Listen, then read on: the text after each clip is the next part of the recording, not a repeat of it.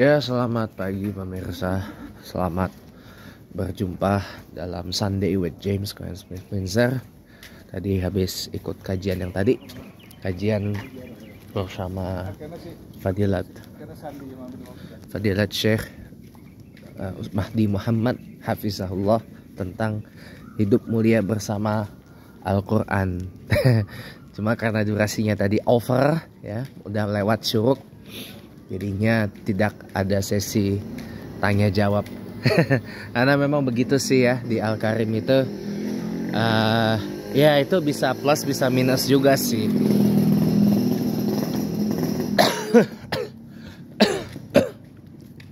Itu bisa plus bisa minus juga. Plusnya ya memang kalau kita misalkan di hari Minggu atau di hari Ahad mungkin ada banyak kegiatan atau banyak pekerjaan atau banyak agenda, jadi waktunya bisa terhemat gitu loh. Jadi waktunya tidak banyak terbuang lah gitu ya kan, waktunya tidak banyak terbuang. Yang kedua, plusnya juga ada yaitu apa namanya, kalau kayak gitu ya, plusnya kalau yang bentar ya teman-teman, saya ada kelupaan sesuatu.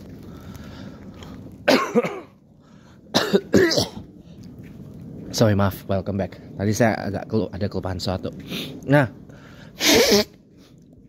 plusnya kalau misalkan tadi tidak ada sesi tanya jawab, plusnya lagi juga adalah ini teman-teman, apa kalau yang menghendaki melaksanakan sholat sunnah isyraq ya, itu 10 menit setelah syuruk ya, itu bisa langsung dilaksanakan gitu. Kan tadi kan sholat waktu syuruk kan sekitar jam 5.20-an ya pagi waktu Indonesia Barat. Berarti ya setengah 6-an lah, jam setengah 6, 5.30-an udah bisa sholat sunnah isyraq gitu ya, 5.30 atau 5.35-an pagi lah waktu Indonesia Barat. Bisa lah udah laksanakan sholat syuruk. Disclaimer, ini untuk Jabodetabek ya, untuk Jakarta ya teman-teman ya, bukan untuk luar Jakarta atau luar Jabodetabek ya gitu. Saya kasih disclaimer dulu ya, biar nggak salah paham. Kalau di wilayah lain kan syuruknya lebih belakang dari Jakarta, terutama di Banda Aceh dan Sabang ya, yang subuhnya beda berapa menit lah dengan di Jakarta. Kalau di Jakarta tadi kita azan subuhnya jam 4.10 pagi waktu Indonesia Barat.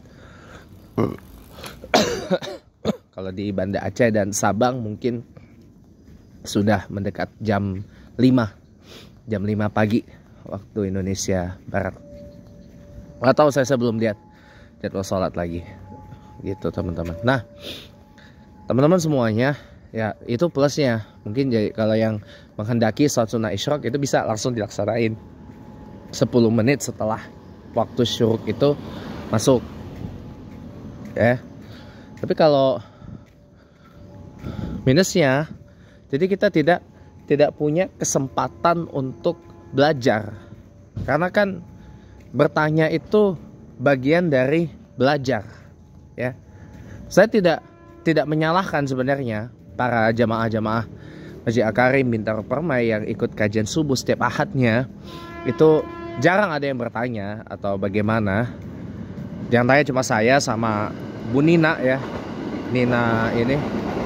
Bu Nina Tursina lah, ininya masih tetangga sama Om Bagus ya, masih tetangganya Om Bagus ya. Itu apa? Saya tidak persalahkan juga jarang bertanya atau tidak bertanya dan sebagainya gitu. Tidak saya salahkan juga ya. Dan saya juga tidak mengatakan diri saya ada saya pembelajar, enggak semuanya pembelajar, cuma beda aja. Ada yang memang dia sudah mengerti, sudah alhamdulillah dia sudah tangkap materinya, sudah sudah dia cerna materinya dengan bagus, dengan benar, dengan baik gitu ya, sehingga tangkap jadi no more questions dan sebagainya. Atau ya bisa jadi orang itu ya ada hal lain gitu loh. Apalagi kan tadi kita dikhidmatkan ya, ada sarapan, ada kopi, ada air minum dan sebagainya gitu. Pawang ular lewat loh. Ya. Oh, pawang ular tuh depan saya tuh. Ya. Jadi sana aja teman-teman. Jadi gitu teman-teman. Jadi alhamdulillah suara saya udah mulai agak pulih ya. Walaupun saya belum bisa azan pakai suara yang agak tinggi ya. Jadi ya minusnya jadi kita nggak punya kesempatan buat belajar lagi gitu loh.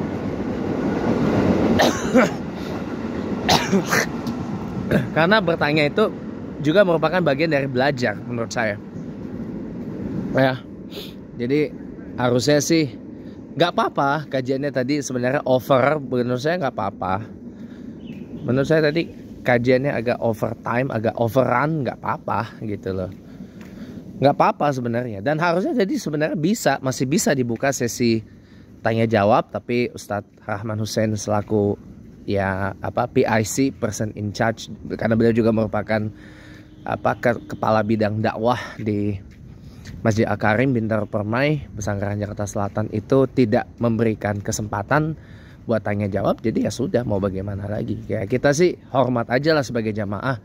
Mungkin itu keputusan terbaik lah buat kita semua. Karena barangkali mungkin kalau ada pertanyaan, kasihan juga orang yang mau sholat isyraq jadi tertunda. Atau mungkin orang yang maaf kata nih udah ngebet pengen ngopi, ngebet pengen nyarap gitu ya, jadi nggak bisa gitu kan ya. Kita harus ini juga gitu lah, harus bisa ngerti juga lah gitu loh. Nggak apa-apa, saya sih sebenarnya nggak apa-apa, nggak ada rasa kecewa atau keberatannya aja. Cuma saya sampaikan ini tuh karena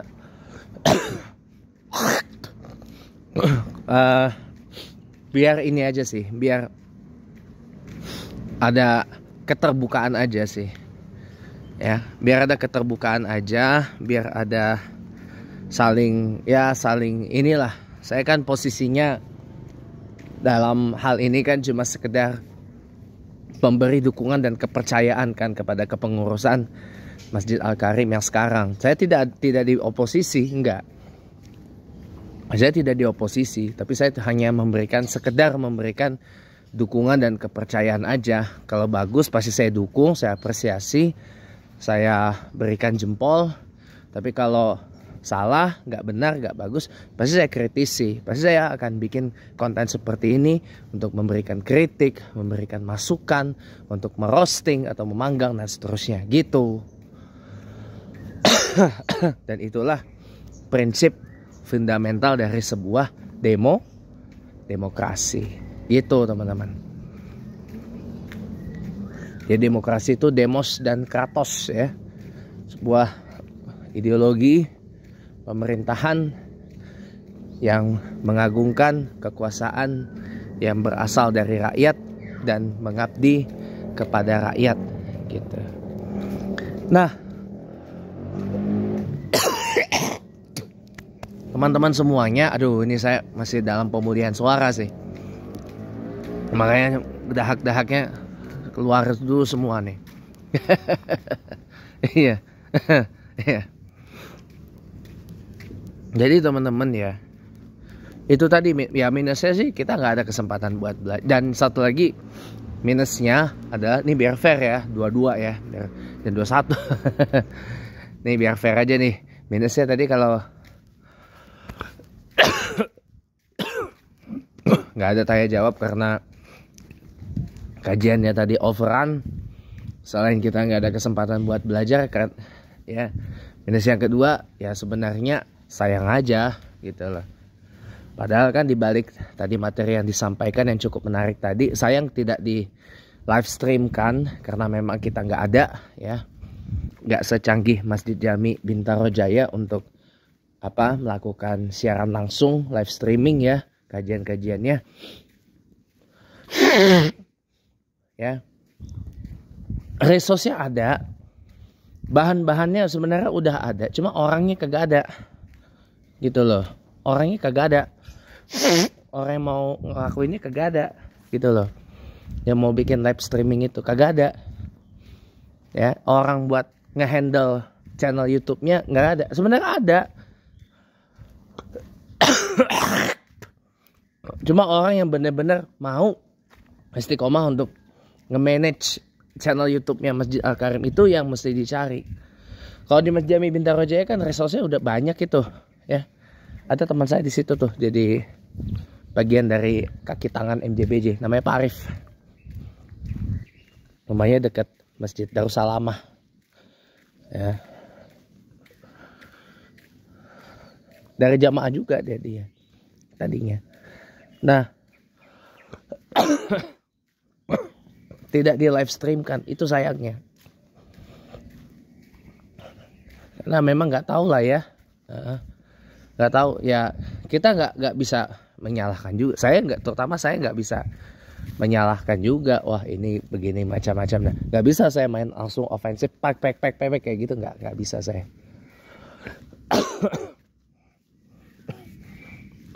Harus lihat dulu situasi dan kondisi di lapangannya seperti apa, supaya nggak blunder kayak kemarin Pak Deddy Mulyadi ya, ngegeruduk pabrik Aqua, tahu-taunya malah kontradiktif kan. Akibatnya jadi dihujat dia, dimaki dia tuh dan sebagainya.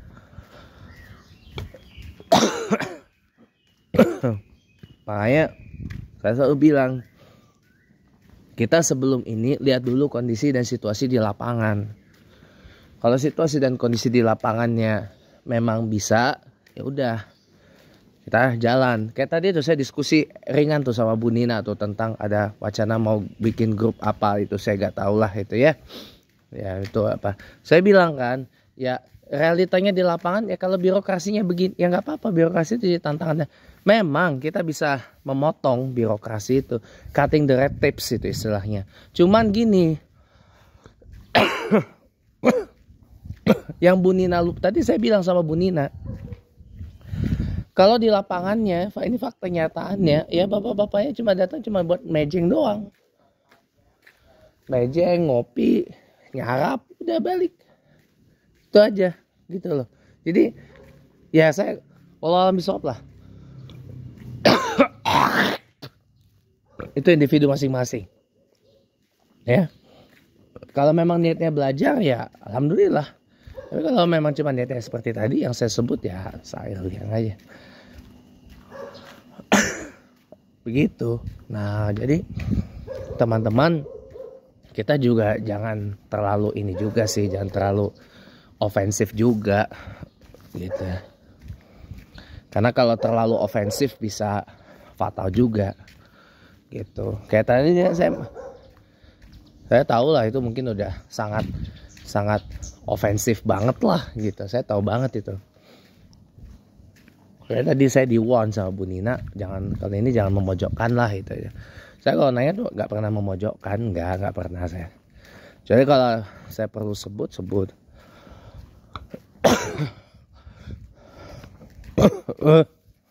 Itu.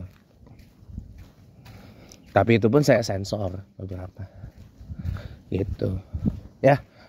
Maaf ya teman-teman kalau ini isinya cuma curhat doang. Ya, nggak ada pembahasan ya.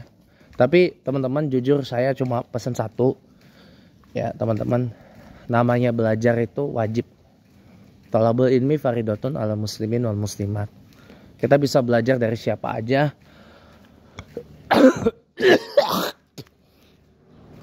Di mana aja dan kapan aja. Tapi ingat, pesan saya satu, kehidupan adalah guru yang terbaik buat kita. Itu aja.